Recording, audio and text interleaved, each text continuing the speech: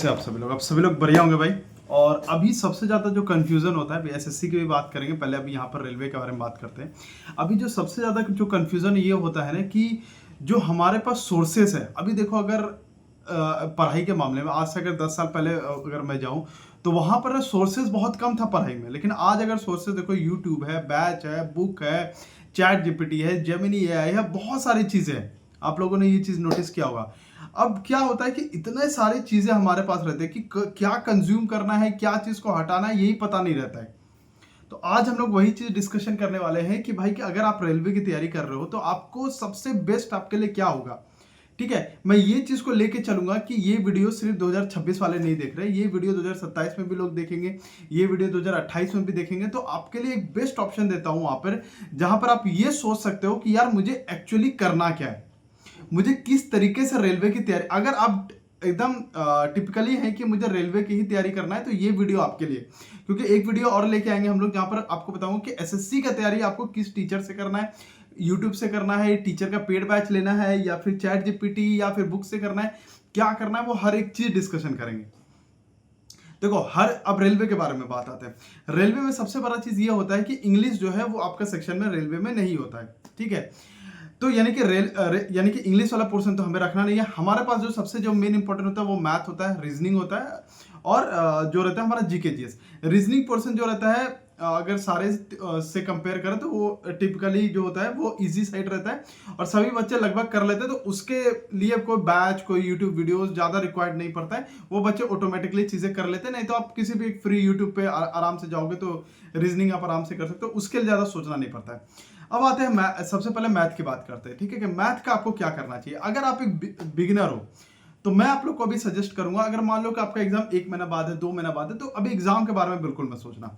अभी आपको ये सोचना है कि अगर मैं बिगिनर हूं, अगर मेरे से जो मैथ है, मान लो कि 30 क्वेश्चन आ रहे हैं और आपसे सिर्फ 16, 17, 18, 20, 22 के करीबन बन रहे हैं, तो यानी कि आपको थोड़ा ना थोड़ा चाहिए जहां पर, क्योंकि आपको पता है कि रेलवे सारी चीजों में जब आपको पता है कि 100 नंबर का अगर मार्क्स है तो वहां पर लगभग 80, 85 नंबर तक कट ऑफ चली जाती है, यानी कि हाई कट ऑफ पे बात चलती है वहां पर।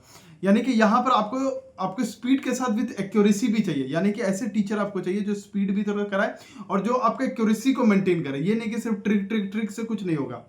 ठीक है, तो आपको ऐसे टीचर पकड़ना पड़ेगा कि जो भाई पूरा प्रॉपर बेसिक से आपको हर एक टाइप का चीजें करवा दे। ऐसे टीचर आपको पकड़ने पड़ेंगे। ऐसे बहुत सारे टीचर हमारे पास जो मैथ के टीचर, जैसे कि आदित्य, अभी हो सकता है कि 2028 में अगर आप देख रहे हो या 2027 में आप देख रहे हो तो हो सकता है कि बहुत सारे न्यू टीचर्स भी आ गए हो। ठीक है, तो हो सकते हैं, बट अभी अगर 2026 में बात करूं तो गगन सर हैं, अभिनय सर हैं, आदित्य सर हैं, ऐसे क्विक ट्रिक्स में साहिल सर हैं, तो बहुत सारे टीचर हैं।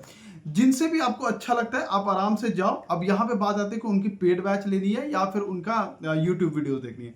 देखो, अगर आपके पास अच्छा खासा टाइम है, अगर आप बिगिनर हो और आप चाहते हो कि मैं पहले पूरा सिलेबस कंप्लीट करूं, तो आप ट्राई ये करो कि देखो वहां पर ना अभी क्या सबसे बड़ा सिनारियो ये क्या हो गया है, अगर आप कोई भी पेड बैच लेने जाते हो ना तो वहां पर क्या होता है, वो कॉम्बो बैच चलाते हैं। कॉम्बो बैच मतलब कि आप एक साथ सिर्फ मैथ नहीं ले सकते हो, आपको मैथ लेना पड़ेगा, जीके लेना पड़ेगा, जीएस लेना पड़ेगा, रीजनिंग लेना पड़ेगा। तो ऐसे भी बैच चलते हैं। ठीक है, बट कभी कभी कुछ ऐसा बैच भी आता है जहां पे सिंगल बैच चलता है। तो आप ट्राई ये करो कि अगर सिंगल बैच आपको कहीं मिल जाए, क्योंकि देखो अभी कैसा चल रहा है ना, हर एक जगह पर जो बैचेस हैं वो ऐसा नहीं है कि एक जगह पे जो बैचेस हैं सारे टीचर आपको अच्छे मिल जाए, ऐसा पॉसिबिलिटी बहुत कम हो गया है। क्योंकि अगर आप किसी भी चैनल पे जाओगे, किसी भी पे जाओगे, तो वहां पे एक ही फेस रहता है और उसके पीछे पीछे सारे लोग रहते हैं।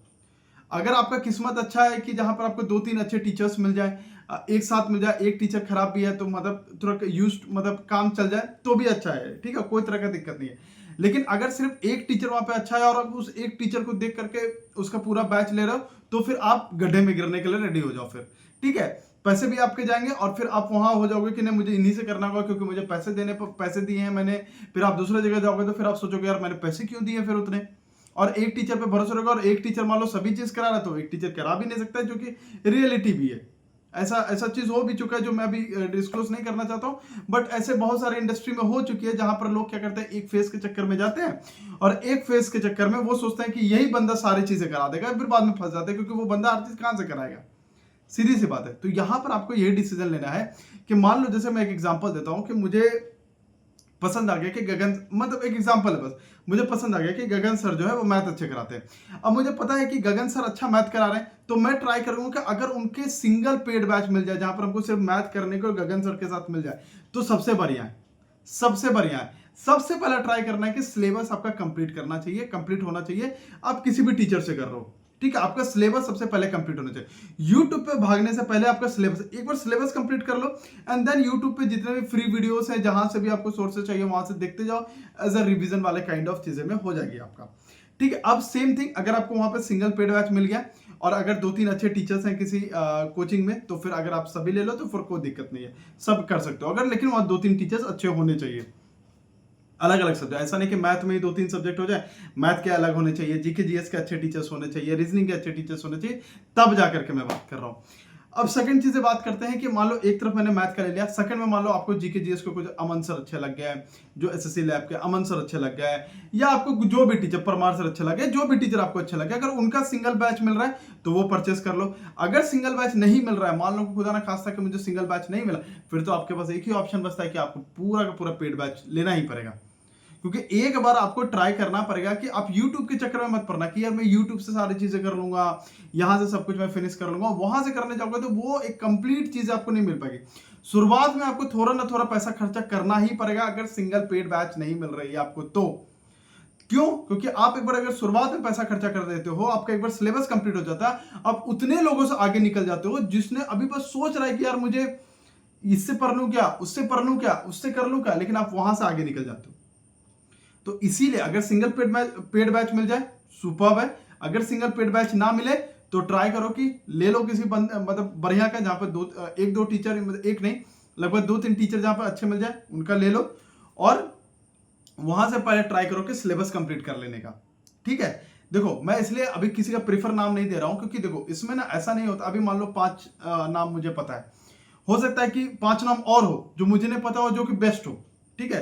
तो इससे अच्छा आप लोग एक काम कीजिएगा कि आप लोग ये भी चीजें जरूर बताइए कि कौन कौन टीचर बेस्ट है और कौन कौन से के बैच आ रहे हैं, जिससे स्टूडेंट जो है वो कमेंट पढ़ करके वहां से अच्छे से एनालिसिस कर सकते हैं। मैं आपको आज वो चीज बता रहा हूं कि आपको सोचना कैसे है। बहुत में आपने देखा होगा कि एक टीचर अच्छा रहता है, उसके टीचर चक्कर में आप बैच लेते हो, फिर बाद में फंसते हो। ये चीजें आपको नहीं करनी है, ये चीजें आपको नहीं करनी है। सबसे पहली चीजें पूरा चीजों एनालिसिस करने के बाद, 2-3 लोगों को पूछने के बाद तभी जाकर के आपको बैच लेनी है। और अगर सिंगल पेड बैच का ऑप्शन नहीं है तभी जाकर के उनका पूरा पेड बैच लेना है, नहीं तो नहीं लेना है, ठीक है। और ट्राई करो, शुरुआत अगर आप बिगिनर हो अभी हो तो ट्राई करोगे सबसे पहले पूरा सिलेबस कंप्लीट करने का, तभी जाकर के आप वहां पर कंपीट कर सकते हो। अब बात करते हैं कि जिनका भाई ऑलरेडी तैयारी हो चुका है, अब उनको क्या करना चाहिए, क्या उनको फिर से पेड बैच लेना चाहिए, ऐसा कुछ लेना चाहिए? तो ऐसा कुछ भी नहीं है। यूट्यूब पे जितने सारी चीजें हैं आप उनको फॉलो कर सकते हैं, और एक बुक जो है आपके पास ऑलरेडी, आपने नोट्स बना के रखा होगा, एक बुक्स ऑलरेडी इतने दिन से अगर प्रिपरेशन कर रहे हैं तो बुक्स होगा आपके पास, बुक्स, नोट्स, यूट्यूब, इन तीनों को कंबाइन कर दो और एक थोड़ा सा आगे निकाल के चैट जीपीटी या जेमिनी एआई को डाल दो बीच में, सारे आपके सर्कल एकदम पूरा अच्छे तरीके से बन जाएंगे। ये चीज अगर करोगे तो रेलवे की तैयारी में आपको कोई तरह का दिक्कत नहीं होगा। बाकी कुछ भी दिक्कत होगा तो कमेंट कर दीजिएगा, मैं तो अवेलेबल ही रहता हूँ। टेलीग्राम चैनल भी है अपना, व्हाट्सएप चैनल भी है अपना, तो वहां पर भी आप लोग जुड़ सकते हैं। Telegram channel open to message रहता है, तो वहां पर आप मैसेज कर सकते हैं, मुझे डीएम भी कर सकते हैं। व्हाट्सएप चैनल पर भी रहता है, तो वहां भी जुड़ सकते हैं। तो सब्सक्राइब कर लीजिएगा। जय हिंद, जय भारत।